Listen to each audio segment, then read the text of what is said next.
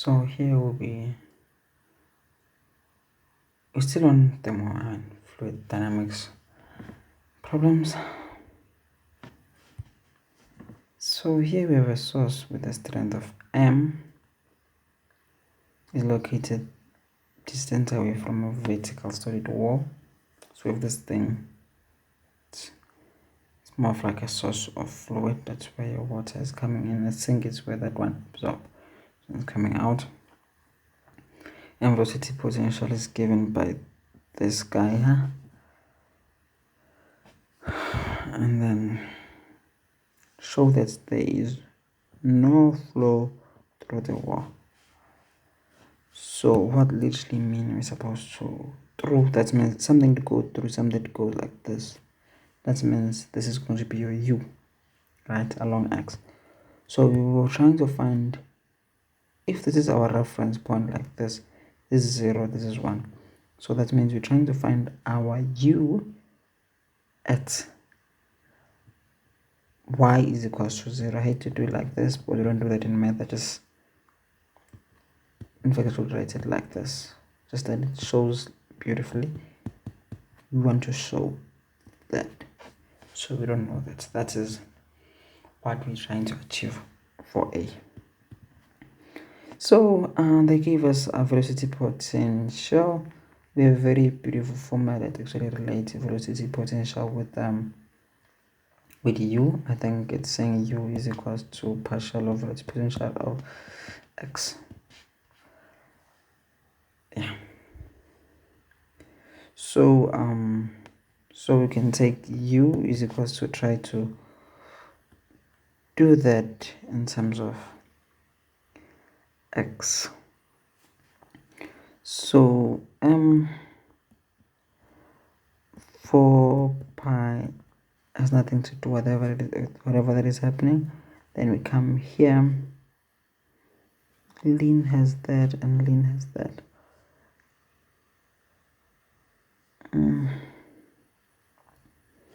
If we try to derive,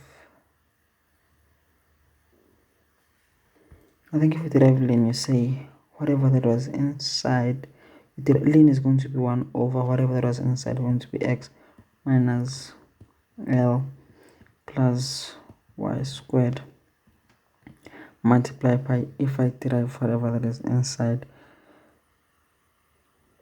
I think I'll get 2, because I'm interested here, 2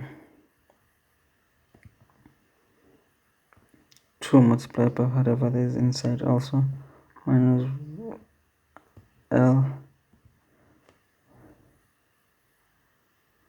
multiplied by derivative of what is inside of which is nothing. So it's one of those differentiating that I don't like because it's too much chain rule. Hope that I didn't make a mistake. We're solving that, then we move to this part, then it's going to say plus 1 over whatever is inside, 1 all over what is inside, x plus, oh, then I don't know how I didn't have this square here, x plus L all squared plus y squared. Then if I derive that, it will become 2 plus L. Okay, I've been using that for L, so I want to be consistent. Then let me remove that. Now, then this is it. So, but this is our u, right? But we're interested at u where y is equals to 0. So if y is equals to 0,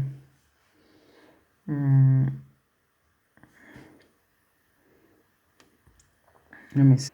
So if y is equals to 0, we'll have that thing disappearing. Let me just rewrite, because I think cancelling there will make it not easy to read.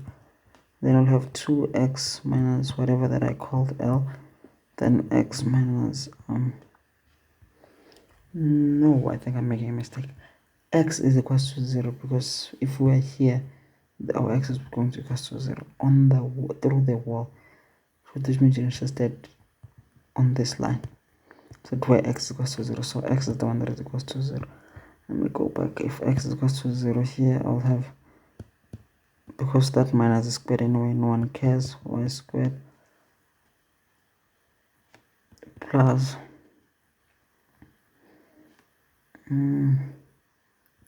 2x plus 1, I think this doesn't look good, it's supposed to be like that, all over if x becomes 0, I'll have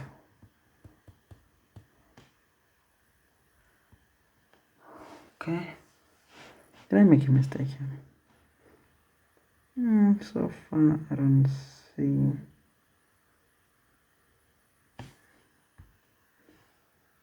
Yeah, the time I was substituting my x, for some reason I ignored the numerator one, so this one is also going to 0, this one is also going to 0, so I'll have this here minus that, and these things look the same, so that's what we wanted to see. So all this time will go to 0, then my u at 0 is going to equal to 0, therefore no flow through the wall. So that was very beautiful. So let's try the second one. I think we're doing exactly the same thing. Why am I touching that? Let me start try. Okay, I'm still taking that. Yeah, that's fine. I'm bringing this one below. Let's try to show that there is no flow. What is they want? Determine the velocity distribution. They want a velocity distribution. How is velocity as I change y? That means I'm interested in v. V is equal to partial of velocity potential all over in y. So we take that thing, derive it in terms of y.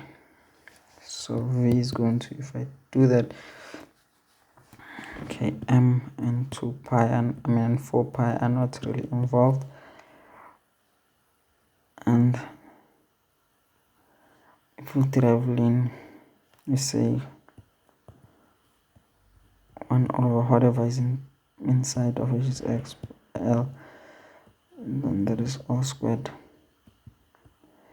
plus y squared. If I derive there, whatever that become 2y plus, if I come that side, whatever that is inside x plus l squared plus y squared, I forgot a squared here, become 2y. Then these things look the same, do they? Oh no, they don't. So I can't add them or do anything. So I think this should be my answer. Should it? Let me check if I made a mistake. So I think we have to play that card of making x equals to 0 because we're interested on distribution here. So where x is 0, so let's get rid of anything with x is equals to m 4 pi 2y, and then this will become I. I don't know why I'm calling L I, but it doesn't matter. You get the point. Y and then I squared plus y squared. Okay, that's cool. And these things, there's 2 of them, they look the same. So this is 2 I'll end up having 4y, so I'll end up having 4 to cancel that 4, so it doesn't matter much. 4 pi, then I'll have here y all over l squared plus y squared. So this is how velocity is distributed as I move along y-axis. So now this is a bonus question. They want distribution of pressure along the wall. So I think this statement from my Navy stock, then cancelling these ones,